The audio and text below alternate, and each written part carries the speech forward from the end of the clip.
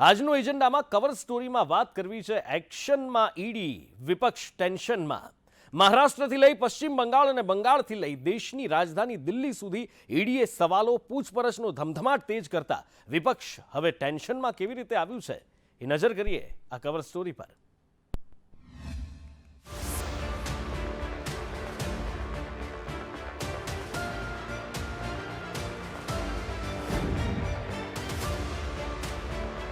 National Herald કેસમાં રાહુલ અને સોનિયા ગાંધીની ઈડીએ કરેલી પૂછપરછ બાદ આજે હેરાલ્ડ હાઉસમાં દરોડા પાડી ઈડીએ ઝીણવટભેર તપાસ કરી છે।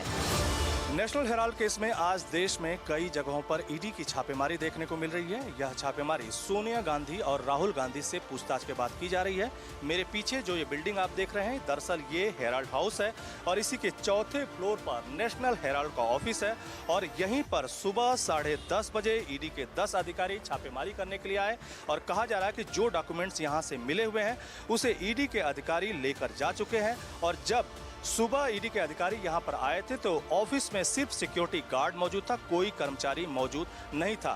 दिल्ली के अलावा कोलकाता और करीब 12 जगहों पर देश के अलग अलग हिस्सों में ईडी के द्वारा ये छापेमारी की जा रही है। और नेशनल हेराल्ड केस को लेकर के पिछले दिनों राहुल गांधी और सोनिया गांधी से भी इस मामले में पूछताछ हो चुकी है। राहुल गांधी से करीब 5 दिनों तक पूछताछ की गई, जबकि सोनिया गांधी से 3 दिनों तक इस मामले में पूछताछ की गई।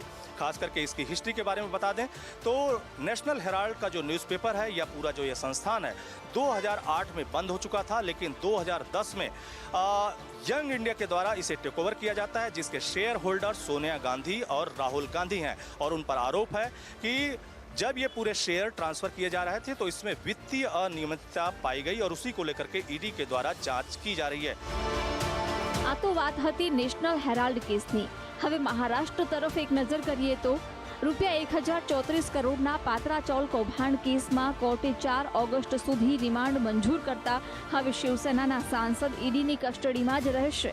આ મામલે કેન્દ્રીય મંત્રી રામદાસ અઠાવલેનું કહેવું છે કે संजय राउत को उसी तरह कुछ केसेस में अरेस्ट कर दिया है और मुझे लगता है कि जिस तरह माननीय उद्धव ठाकरे जी बोल रहे हैं कि भाई हम किसके सामने झुकेंगे नहीं, मेरा कहना यह है कि आप किसके सामने झुकेंगे नहीं, लेकिन आप ये भी बोलना चाहिए कि भाई हमारे कार्यकर्ता झुकेंगे नहीं।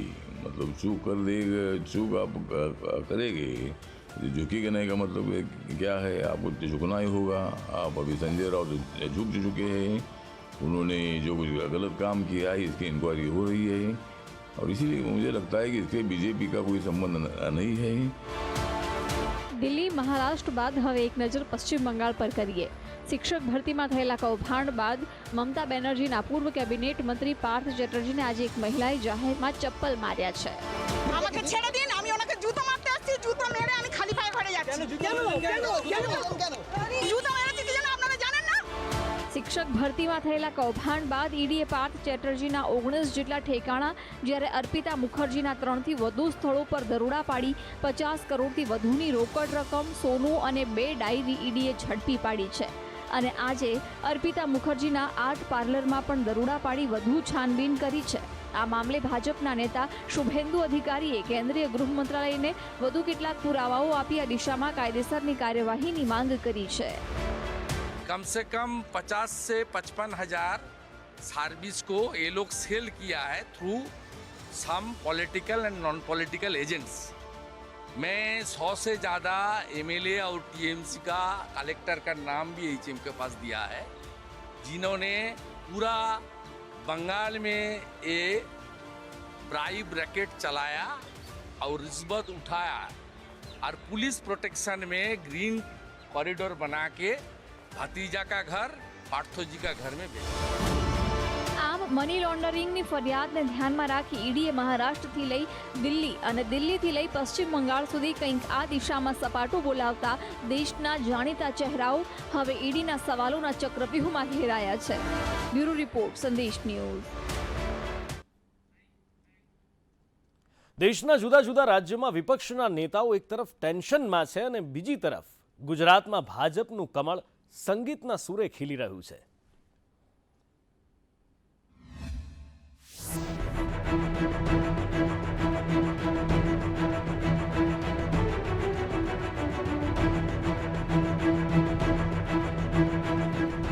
ભાજપના કમળમાં સંગીતના સુર.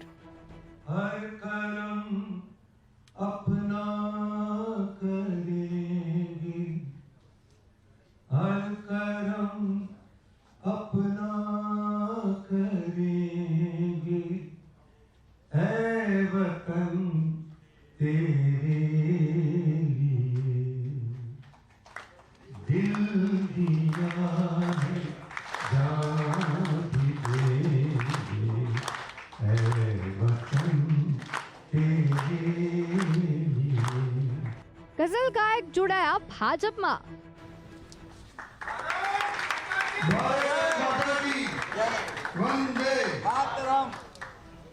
મનહર ઉધાસે ધારણ કર્યો કેસરિયો.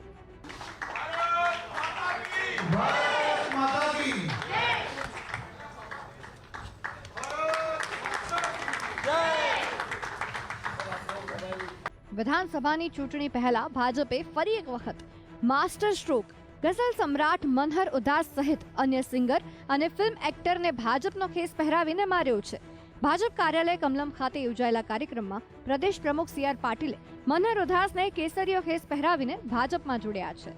સંદેશ ન્યૂઝ સાથે થયેલી ખાસ વાતચીતમાં ગઝલ સમ્રાટે કહ્યું કે જાણીતા ગઝલકાર કે જેમને કોઈ ઇન્ટ્રોડક્શનની જરૂર નથી, મનહર ઉધાસ આજે ભાજપમાં જોડાયા છે. સીધી વાત તેમની સાથે કરીએ. સાહેબ, સંદેશમાં આપનું સ્વાગત છે. શું કહેજો, આજે ભાજપમાં વિધિવત રીતે જોડાયા છો, શું મગજમાં ક્લિક થયું? ભાજપની વિચારધારા એક ક્લિકના કારણે કઈ રીતે ભાજપમાં જોડાયા છો, શું કહેશો? મને એમ થયું કે જો એક કલાકાર તરીકે, એક ગુજરાતી ગાયક તરીકે જો મારી આ સુંદર પાર્ટી જે કામ કરી રહી છે અને પરમ આદરણીય નરેન્દ્ર મોદી સાહેબ જે પણ કંઈ કામ કરી રહ્યા છે, એમાં જો એક ગાયક તરીકે આપણું થોડુંક પણ આપણે પ્રદાન આપી શકીએ તો આપણું સદભાગ્ય છે. મનહર ઉધાસને ગઝલ સમ્રાટ તરીકે ઓળખવામાં આવે છે. એવું નથી કે પહેલી વખત ભાજપમાં કોઈ ગાયક કલાકારે કેસરીયો ધારણ કર્યો હોય. આ પહેલા હિતુ કનોડિયા, મમતા સોની, ગીતા રબારી, વિજય સુવાળા, કિંજલ દવે, હેમંત ચૌહાણ, બંકિમ પાઠક, ઐશ્વર્યા મજમુદાર સહિતના ગાયક કલાકારો અને ફિલ્મ અભિનેતાઓ ભાજપમાં જોડાયા છે. બ્યુરો રિપોર્ટ, સંદેશ ન્યૂઝ. નવરાત્રિમાં શક્તિની આરાધના કરતી વખતે ગવાય છે ને, અંબા આવો તો રમીએ. પણ આજથી હવે કંઈક એવું બોલાય છે કે જીએસટી આપો તો રમવા દઈએ. હવે એવું થાય કે ગરબામાં જીએસટી કેવી રીતે, અને શું ખરેખરમાં જીએસટી અને આપણી સંસ્કૃતિને કોઈ લેવા દેવા છે? તો એનો જવાબ છે આ અહેવાલમાં.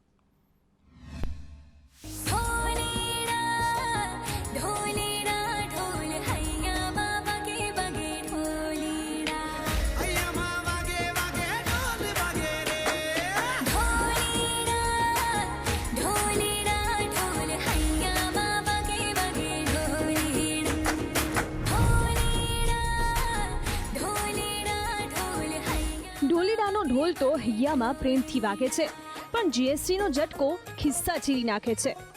તમને થશે કે ગરબાની રમઝટમાં વળી જીએસટી? તો જવાબ છે હા.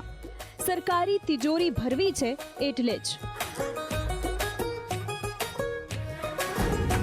રમતો રમતો જાય, જીએસટીનો ગરબો પરતો જાય.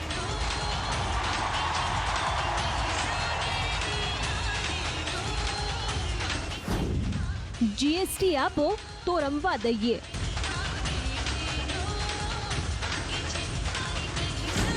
ડંકો વાગ્યો, જીએસટીના નામનો ઝટકો લાગ્યો. જી હા, તાલીઓના તાલે હવે જીએસટી આવે છે. 2 તાલી હોય કે 3 તાલી, જીએસટી લાગશે. ખેલૈયાઓને જો મોંઘવારી નડતી ન હોય તો 18% જીએસટી ભરવાની તૈયારી કરી લે. વાસ્તવમાં વાત એમ છે કે સરકારે વર્ષ 2022થી 500 રૂપિયાના ગરબાના પાસ પર 18% જીએસટી લાગુ કર્યો છે. સાથે જ ચણિયાચોળી પર 5થી લઈને 12%નો જીએસટી લાગુ કરવાનો નિર્ણય કર્યો છે. ખેલૈયાઓ તો સૌથી પહેલાં નારાજ છે. 2-2.5 વર્ષથી તો એટલે લાસ્ટ 2 યર્સથી નવરાત્રિ થઈ નથી, શેરી ગરબા થયેલા કોરોનાના લીધે. હવે આ વર્ષે પહેલેથી અમે ચાલુ કરી દીધું છે 2 મહિનાથી. હવે આમ નવરાત્રિ આવવાની છે ને હવે એવું દેખાય છે કે ટેક્સ આવી ગયો. શું કરવાનું અમારે? અંદરથી એક રિક્વેસ્ટ પણ આવે કે આટલું બધું આ રીતે જે નાની નાની ઉજવણીઓ છે જે આપણા રેગ્યુલર તહેવારો છે એને નડતરરૂપ થાય એ રીતે વધારો નહીં કરવો જોઈતો હતો. કે માતાજીની આરાધનામાં બી તમે તમારો ફાયદો જોઈ રહ્યા છો એ તદ્દન ખોટી વસ્તુ છે. ખાસા ટાઈમ કોરોના કાળ પછી નવરાત્રિ પાછી એવી જ ઉત્સુકતા સાથે વડોદરાવાસીઓ મનાવી રહ્યા છે અને એમાં બી તમે પાસીસ તો ઓલરેડી 4,000ના હોય છે જ, એમાં બી 18% GST સાથે એક ટાઈપનું માતાજીનો તહેવાર ઉજવવાનો નહીં પણ એક ટાઈપની કમાણી કરવાનો સરકાર કરી રહી છે એવું કહેવામાં આવશે. મહત્વનું છે કે 5%થી 18%નો GST દર લાગુ થતાં જ સૌથી મોટી અસર ગરબામાં રમઝટ બોલાવતા ખેલૈયાઓને અને આયોજકોને થવાની છે. મોટા શહેરોની જો વાત કરીએ તો અમદાવાદ, સુરત, વડોદરા, રાજકોટ સહિતના મહાનગરોમાં ખૂબ જ મોટા પ્રમાણમાં ગરબાનું આયોજન થતું હોય છે, જ્યાં ગરબાના પાસની ટિકિટ પણ ₹500 પાર રહેતી હોય છે. ત્યારે 18% GST લાગુ થતાં જ 1 કરોડથી વધુનું કલેક્શન ટેક્સ સ્વરૂપે હવે આ શહેરોમાંથી સરકારને થઈ શકે છે. બ્યુરો રિપોર્ટ, સંદેશ ન્યૂઝ. જો કે આ ટેક્સની જંજાળમાંથી બચવાનો એક રસ્તો છે. ભાતીગળ સંસ્કૃતિ પરંપરાને અપનાવો અને શેરી ગરબા કરો, કોઈ ટેક્સની ઝંઝટ જ નહીં રહે. આ તો પાર્ટી પ્લોટ પર ટેક્સ છે. પણ ખેર, એક તરફ જ્યાં નવરાત્રિની વાત થઈ રહી છે, ટેક્સની જંજાળ સામે આવી રહી છે, ત્યાં બીજી તરફ પશુઓમાં એક બીમારી અથવા તો કહો જે મહામારીનું સ્વરૂપ ધારણ કરી રહી છે, એ પણ પશુપાલકોને, ખેડૂતોને રાતા પાણીએ રોવડાવી રહી છે અને તંત્રથી લઈને સરકાર તમામ ખડે પગે ઊભા થઈ ગયા છે.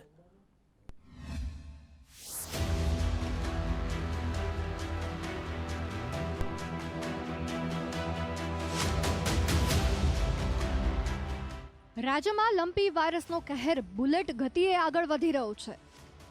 સૌરાષ્ટ્ર કચ્છમાં તો સ્થિતિ એવી છે કે દુધાળા પશુઓના ટપોટપ મોત થતાં પશુપાલકોને ખેડૂતોમાં ચિંતા ફરી વળી છે. 2-4 કરતાં હવે રાજ્યના 20 જિલ્લાઓમાં લંપી વાયરસે જાળ બિછાવી નાખી છે, જેની અસર રાજ્યના 1935 ગામમાં હવે જોવા મળી છે. અત્યાર સુધીમાં 1431 પશુઓના મોત થયા છે, તો સૌથી વધુ કચ્છમાં 1190 પશુઓના મૃત્યુ સરકારી આંકડા પ્રમાણે થયા છે. પશુઓના મોતનો આંકડો સામે આવતા જ વિપક્ષે પશુપાલકોને સહાય ચૂકવવા માટે સરકાર સમક્ષ માંગ કરી છે. ગુજરાત કોંગ્રેસના પ્રદેશ અધ્યક્ષ જગદીશ ઠાકોરનું કહેવું છે કે જે પશુઓના મોત થયા છે તેમના પશુપાલકોને સરકારે ક્રાઇટેરિયા મુજબ સહાય ચૂકવવી જોઈએ. મુખ્ય માગણીઓમાં એક તો જેના પશુ મરી ગયા છે એ પશુપાલકને તાત્કાલિક યુદ્ધના ધોરણે આજે જ તમે જાહેરાત કરજો કે ગાયને અમે 20,000 આપીશું, બળદને 15,000 આપીશું, વાછરડીને 5,000 આપીશું. બીજા બધા જે પશુઓ મર્યા હોય એનો કોઈ ક્રાઇટેરિયા નક્કી કરીને આજે ને આજે તમે આ મૃત પશુઓની સહાય જે પશુપાલન વિભાગમાં છે એની જાહેરાત કરશો એવી વિનંતી કરું છું. તો આ તરફ કૃષિ પ્રધાન રાઘવજી પટેલનું શું કહેવું છે, હવે તે પણ સાંભળીએ. રાજ્ય સરકાર ચિંતિત જ છે. અગાઉ પણ રાજ્યના ચીફ સેક્રેટરી શ્રી, અમારા ખાતાના સચિવ શ્રી, પશુપાલન નિયામક શ્રી, આ બધા અધિકારીશ્રીઓએ મુલાકાત લીધી હતી. રાજ્યના મુખ્યમંત્રીશ્રીએ 2 વખત આ પ્રશ્ને ઉચ્ચ સ્તરીય મિટિંગ પણ યોજી અને સ્થિતિની સમીક્ષા કરી હતી અને આજ પોતે જાત નિરીક્ષણ કરી અને સમીક્ષા કરવા માટે આવ્યા છે. એની સાથે જે ચર્ચા થઈ, અહીંયા કોઈ ખૂટતી વસ્તુ હોય તો એની પણ નોંધ લેવાની, થયેલી કામગીરીની પણ નોંધ લેવાની અને વાસ્તવિકતા શું છે એ સ્થિતિ એને જાતે માહિતી મેળવી છે. એટલે બાકીની કાર્યવાહી અમારી પાસે જે સત્તાવાર આંકડો છે એ મુજબ 1190 જેટલા મૃત્યુઓ પશુઓના લંપીના કારણે થયા છે. મહત્વનું છે કે ગાય આધારિત થતી ખેતી અને ગૌ સંવર્ધન માટે સરકાર ₹800 તો પશુપાલકોને આપે છે.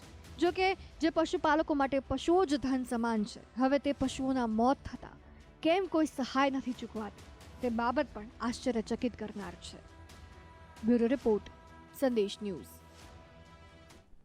આઝાદીનો અમૃત મહોત્સવ આપણે ઉજવી રહ્યા છીએ. સ્વાતંત્ર્યને 75 વર્ષ પૂરા થઈ રહ્યા છે અને ભારતની આન, બાન અને શાન એવો આપણો તિરંગો ફક્રથી લહેરાઈ રહ્યો છે.